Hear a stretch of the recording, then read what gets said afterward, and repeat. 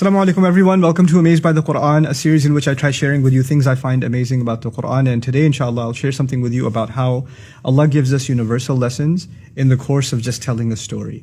I happen to believe, and I think that is a universal belief for Muslims, that everything in the Quran is of timeless value.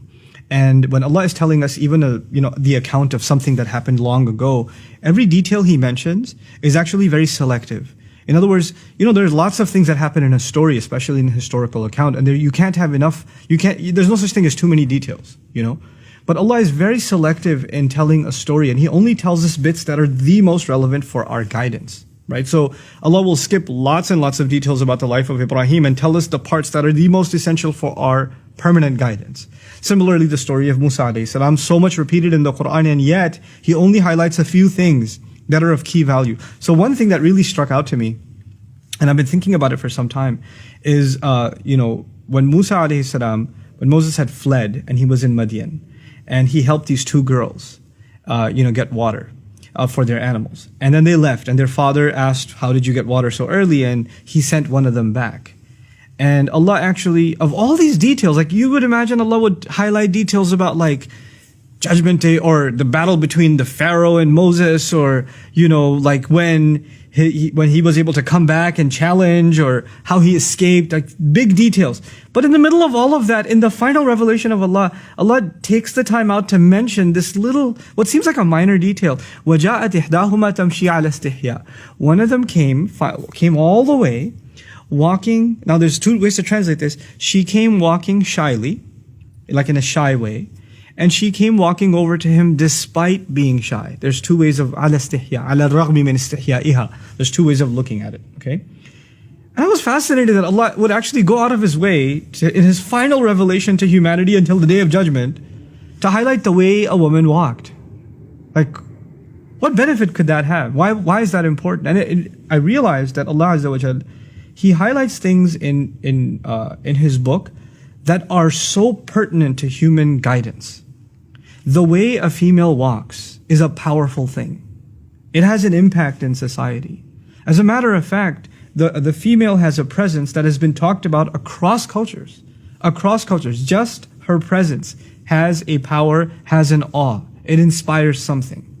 At the very least, it catches the attention of the male, but there's more to it than that. There's actually a psychological, even a spiritual effect when there's the presence of a woman and when she's walking by. This is something societies were so aware of that in many cultures, the elite women of a society were actually kept hidden away.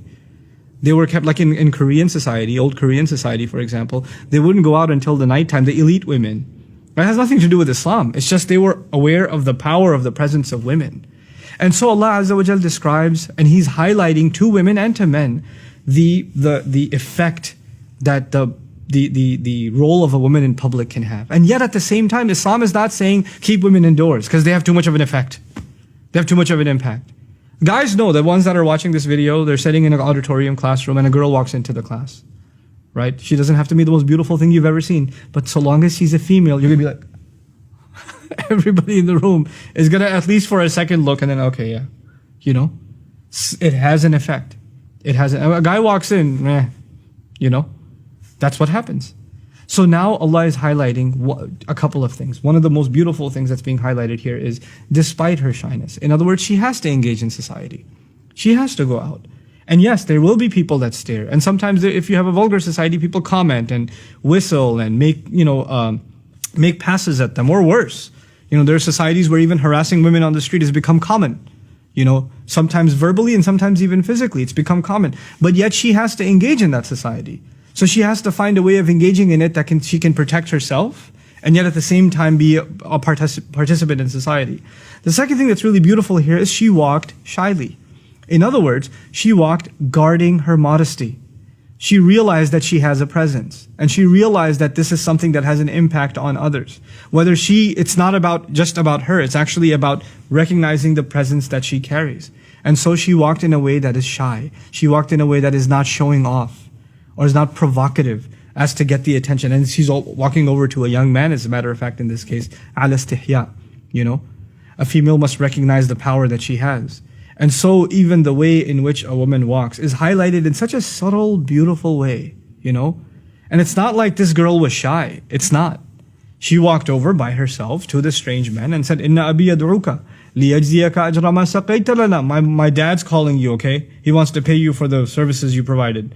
And if she was all that shy and scared, she would have called her sister and at least two of them would have come. But she came by herself. And her dad was confident enough in her to send her by herself. So there's this amazing balance between confidence and engagement, even when you're on your own, and at the same time holding on to your modesty. All of it captured in just the way that she walked. It's incredible. Barakallahu li wa lakum. Assalamu alaikum wa rahmatullahi wa barakatuh. Assalamu alaikum wa rahmatullah. If you enjoyed this video, please do share it with friends and family.